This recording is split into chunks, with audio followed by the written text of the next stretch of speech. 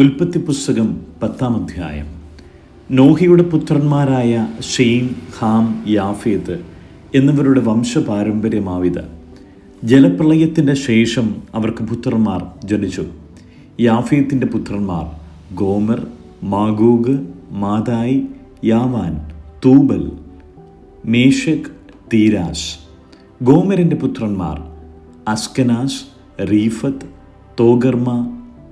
യാവാൻ്റെ പുത്രന്മാർ എലീശ, തർഷീഷ്, Kittim, Dodanim. ഇവരാൽ ജാതികളുടെ ദ്വീപുകൾ അതത് ദേശത്തിൽ ഭാഷയായും ജാതിയായും കുലമായും പിരിഞ്ഞു.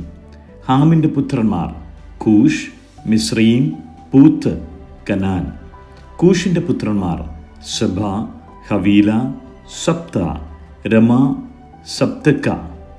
രമയുടെ പുത്രന്മാർ ഷെബയും ദേദാനും. കൂഷ് നിമ്രോദിനെ ജനിപ്പിച്ചു. അവൻ ഭൂമിയിൽ ആദ്യ വീരനായിരുന്നു. അവൻ യഹോവയുടെ മുമ്പാകെ നായാട്ടുവീരനായിരുന്നു.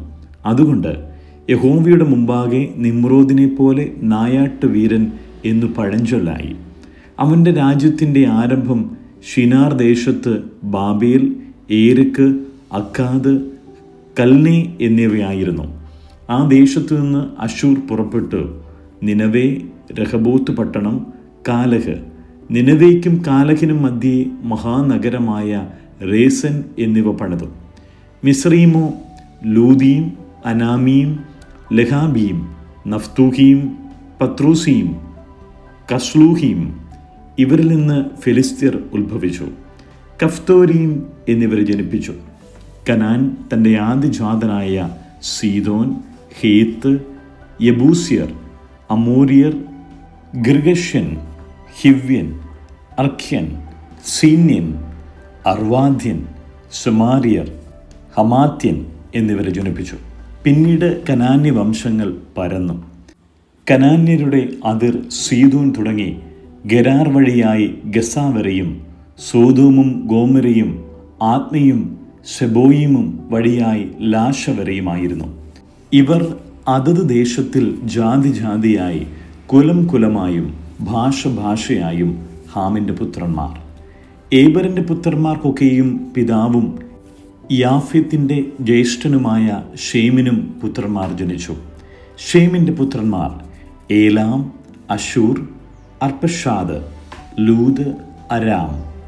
അരാമിൻ്റെ പുത്രന്മാർ ഊസ്, ഗൂൾ, ഗേദർ, മഷ്. അർപ്പഷാദ് ഷാലഹിനെ ജനിപ്പിച്ചു. ഷാലഹ് ഏബറിനെ ജനിപ്പിച്ചു. ഏബറിന് 2 പുത്രന്മാർ ജനിച്ചു. ഒരുത്തന് പേലഗ് എന്നു പേർ. അവൻ്റെ കാലത്തായിരുന്നു ഭൂവാസികൾ പിരിഞ്ഞുപോയത്. അവൻ്റെ സഹോദരന് യൊക്താൻ എന്നു പേർ. യൊക്താനോ അൽമോദാദ്, ഷാലഹ്, ഹസർമാവെത്ത്, യാരഹ്, ഹദോരാം, ഊസാൽ, തിക്ല, ഓബാൽ, അബീമയേൽ, ഷെബ, ഓഫീർ, ഹവീല, യോബാബ് എന്നിവരെ ജനിപ്പിച്ചു. ഇവർ എല്ലാവരും യൊക്താൻ്റെ പുത്രന്മാർ ആയിരുന്നു. അവരുടെ വാസസ്ഥലം മേശ തുടങ്ങി കിഴക്കൻ മലയായ സേഫാർ വരെ ആയിരുന്നു. ഇവർ അതത് ദേശത്തിൽ ജാതിയായും കുലമായും ഭാഷയായും ഷേമിൻ്റെ പുത്രന്മാർ. ഇവർ തന്നെ ജാതിയായും കുലമായും നോഹിയുടെ പുത്രന്മാരുടെ വംശങ്ങൾ. അവരിൽ നിന്നാകുന്നു ജലപ്രളയത്തിൻ്റെ ശേഷം ഭൂമിയിൽ ജാതികൾ പിരിഞ്ഞുപോയത്. ഉൽപ്പത്തി പുസ്തകം 11-ാം അധ്യായം. ഭൂമിയിൽ ഒക്കെയും ഒരേ ഭാഷയും ഒരേ വാക്കുമായിരുന്നു. എന്നാൽ അവർ കിഴക്കോട്ട് യാത്ര ചെയ്ത് ഷിനാർ ദേശത്ത് ഒരു സമഭൂമി കണ്ടു അവിടെ കുടിയിരുന്നു. അവർ തമ്മിൽ വരുവിൻ, നാം ഇഷ്ടക അറുത്ത് ചുടുക എന്ന് പറഞ്ഞു.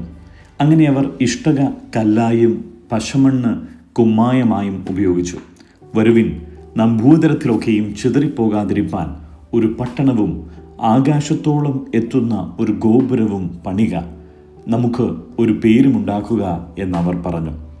മനുഷ്യർ പണിത പട്ടണവും ഗോപുരവും കാണേണ്ടതിന് യഹോവ ഇറങ്ങി വന്നു.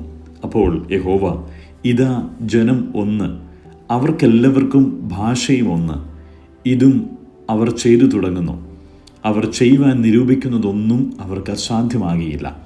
വരുവിൻ, നാം ഇറങ്ങിച്ചെന്ന് അവർ തമ്മിൽ ഭാഷ തിരിച്ചറിയാതിരിപ്പാൻ അവരുടെ ഭാഷ കലക്കിക്കളക എന്ന് അരുളി ചെയ്തു. അങ്ങനെ യഹോവ അവരെ അവിടെ നിന്ന് ഭൂതലത്തിലെങ്ങും ചിഹ്നിച്ചു. അവർ പട്ടണം പണിയുന്നതു വിട്ടുകളഞ്ഞു. സർവഭൂമിയിലെയും ഭാഷ യഹോവ അവിടെ വെച്ച് കലക്കിക്കളയുകയാൽ അതിനു ബാബേൽ എന്നു പേരായി. യഹോവ അവരെ അവിടെ നിന്ന് ഭൂതലത്തിൽ എങ്ങും ചിഹ്നിച്ചു കളഞ്ഞു. ഷേമിൻ്റെ വംശപാരമ്പര്യം ആവിത്. ഷേമിന് 100 വയസ്സായപ്പോൾ അവൻ ജലപ്രളയത്തിന് പിമ്പ് 2 സംവത്സരം കഴിഞ്ഞ ശേഷം അർപ്പഷാദിനെ ജനിപ്പിച്ചു. അർപ്പഷാദിനെ ജനിപ്പിച്ച ശേഷം ഷേം 500 സംവത്സരം ജീവിച്ചിരുന്നു. പുത്രന്മാരെയും പുത്രിമാരെയും ജനിപ്പിച്ചു. അർപ്പഷാദിന് 35 വയസ്സായപ്പോൾ അവൻ ശാലഹിനെ ജനിപ്പിച്ചു. ശാലഹിനെ ജനിപ്പിച്ച ശേഷം അർപ്പഷാദ് 430 സംവത്സരം ജീവിച്ചിരുന്നു. പുത്രന്മാരെയും പുത്രിമാരെയും ജനിപ്പിച്ചു. ശാലഹിന് 30 വയസ്സായപ്പോൾ അവൻ ഏബരിനെ ജനിപ്പിച്ചു. ഏബരിനെ ജനിപ്പിച്ച ശേഷം ശാലഹ് 403 സംവത്സരം ജീവിച്ചിരുന്നു. പുത്രന്മാരെയും പുത്രിമാരെയും ജനിപ്പിച്ചു. ഏബരിന് 34 വയസ്സായപ്പോൾ അവൻ പേലഗിനെ ജനിപ്പിച്ചു. പേലഗിനെ ജനിപ്പിച്ച ശേഷം ഏബർ 430 സംവത്സരം ജീവിച്ചിരുന്നു. പുത്രന്മാരെയും പുത്രിമാരെയും ജനിപ്പിച്ചു. പേലഗിന് 30 വയസ്സായപ്പോൾ അവൻ രയൂവിനെ ജനിപ്പിച്ചു. രയൂവിനെ ജനിപ്പിച്ച ശേഷം പേലഗ് 209 സംവത്സരം ജീവിച്ചിരുന്നു. പുത്രന്മാരെയും പുത്രിമാരെയും ജനിപ്പിച്ചു. രയൂവിന് 32 വയസ്സായപ്പോൾ അവൻ ശരൂഗിനെ ജനിപ്പിച്ചു. ശരൂഗിനെ ജനിപ്പിച്ച ശേഷം രയു 207 സംവത്സരം ജീവിച്ചിരുന്നു. പുത്രന്മാരെയും പുത്രിമാരെയും ജനിപ്പിച്ചു. ശരൂഗിന് 30 വയസ്സായപ്പോൾ അവൻ നാഹോറിനെ ജനിപ്പിച്ചു. നാഹോറിനെ ജനിപ്പിച്ച ശേഷം ശരൂഗ് 200 സംവത്സരം ജീവിച്ചിരുന്നു. പുത്രന്മാരെയും പുത്രിമാരെയും ജനിപ്പിച്ചു. നാഹോറിന് 29 വയസ്സായപ്പോൾ അവൻ തേരഹിനെ ജനിപ്പിച്ചു. തേരഹിനെ ജനിപ്പിച്ച ശേഷം നാഹോർ 119 സംവത്സരം ജീവിച്ചിരുന്നു. പുത്രന്മാരെയും പുത്രിമാരെയും ജനിപ്പിച്ചു. തേരഹിന് 70 വയസ്സായപ്പോൾ അവൻ അബ്രാം, നാഹോർ, ഹാരാൻ എന്നിവരെ ജനിപ്പിച്ചു. തേരഹിൻ്റെ വംശപാരമ്പര്യമാവിത്. തേരഹ് അബ്രാമിനെയും നാഹോറിനെയും ഹാരാനെയും ജനിപ്പിച്ചു. ഹാരാൻ ലോത്തിനെ ജനിപ്പിച്ചു. എന്നാൽ ഹാരാൻ തൻ്റെ ജന്മദേശത്ത് വെച്ച് കൽദയരുടെ ഒരു പട്ടണമായ ഊരിൽ വെച്ചു തന്നെ തൻ്റെ അപ്പനായ തേരഹിന് മുമ്പേ മരിച്ചുപോയി. അബ്രാമും നാഹോരും ഭാര്യമാരെ എടുത്തു. അബ്രാമിൻ്റെ ഭാര്യയ്ക്ക് സാറായി എന്നും നാഹോറിൻ്റെ ഭാര്യയ്ക്ക് മിൽക്ക എന്നും പേർ. ഇവൾ മിൽക്കയുടെയും ഇസ്കയുടെയും അപ്പനായ ഹാരാൻ്റെ മകൾ തന്നെ. സാറായി മച്ചയായിരുന്നു. അവൾക്ക് സന്തതി ഉണ്ടായിരുന്നില്ല. തേരഹ് തൻ്റെ മകനായ അബ്രാമിനെയും ഹാരാൻ്റെ മകനായ തൻ്റെ പൗത്രൻ ലോത്തിനെയും തൻ്റെ മകനായ അബ്രാമിൻ്റെ ഭാര്യയായി മരുമകളായ സാറായിയെയും കൂട്ടി കൽദയരുടെ പട്ടണമായ ഊരിൽ നിന്ന് കനാൻ ദേശത്തേക്ക് പോകുവാൻ പുറപ്പെട്ടു. അവർ ഹാരാൻ വരെ വന്നു അവിടെ പാർത്തു. തേരഹിൻ്റെ ആയുഷ്കാലം 205 സംവത്സരമായിരുന്നു. തേരഹ് ഹാരാനിൽ വെച്ച് മരിച്ചു. 5-ാം സങ്കീർത്തനം. യഹോവേ, എൻ്റെ വാക്കുകൾക്ക് ചെവി തരയണമേ, എൻ്റെ ധ്യാനത്തെ ശ്രദ്ധിക്കണമേ. എൻ്റെ രാജാവും എൻ്റെ ദൈവവുമായുള്ളവേ, എൻ്റെ സങ്കടയാചന കേൾക്കണമേ. നിന്നോടല്ലോ ഞാൻ പ്രാർത്ഥിക്കുന്നത്. യഹോവേ, രാവിലെ എൻ്റെ പ്രാർത്ഥന കേൾക്കണമേ. രാവിലെ ഞാൻ നിനക്കായി ഒരുക്കി കാത്തിരിക്കുന്നു. നീ ദുഷ്ടതയിൽ പ്രസാദിക്കുന്ന ദൈവമല്ല. ദുഷ്ടൻ നിന്നോടുകൂടെ പാർക്കയില്ല. അഹങ്കാരികൾ നിന്റെ സന്നദ്ധിയിൽ നിൽക്കുകയില്ല. നീതികേട് പ്രവർത്തിക്കുന്നവരൊക്കെയും നീ പകയ്ക്കുന്നു. ഭോഷ്കു പറയുന്നവരെ നീ നശിപ്പിക്കും. രക്തപാതകവും ചതിവുമുള്ളവൻ യഹോവയ്ക്ക് അറപ്പാകുന്നു. ഞാനോ നിന്റെ കൃപയുടെ ബഹുത്വത്താൽ നിന്റെ ആലയത്തിലേക്ക് ചെന്ന് നിന്റെ വിശുദ്ധ മന്ദിരത്തിന് നേരെ നിങ്കലുള്ള ഭക്തിയോടെ ആരാധിക്കും. യഹോവേ, എൻ്റെ ശത്രുക്കൾ നിമിത്തം നിന്റെ നീതിയാൽ എന്നെ നടത്തണമേ. എൻ്റെ മുമ്പിൽ നിന്റെ വഴിയെ നിരപ്പാക്കണമേ. അവരുടെ വായിലൊട്ടും നേരില്ല. അവരുടെ അന്തരംഗം നാശകൂപം തന്നെ. അവരുടെ തൊണ്ട തുറന്ന ശവക്കുഴിയാകുന്നു. നാവുകൊണ്ട് അവർ മധുരവാക്കു പറയുന്നു. ദൈവമേ, അവരെ കുറ്റം വിധിക്കണമേ.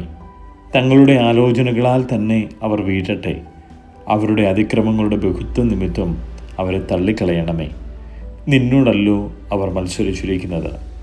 എന്നാൽ നിന്നെ ശരണം പ്രാപിക്കുന്നവരെല്ലാവരും സന്തോഷിക്കും. നീ അവരെ പാലിക്കുന്നതുകൊണ്ട് അവർ എപ്പോഴും ആനന്ദിച്ചാർക്കും. നിന്റെ നാമത്തെ സ്നേഹിക്കുന്നവർ നിന്നിൽ ഉല്ലസിക്കും. യഹോവേ, നീ നീതിമാനെ അനുഗ്രഹിക്കും.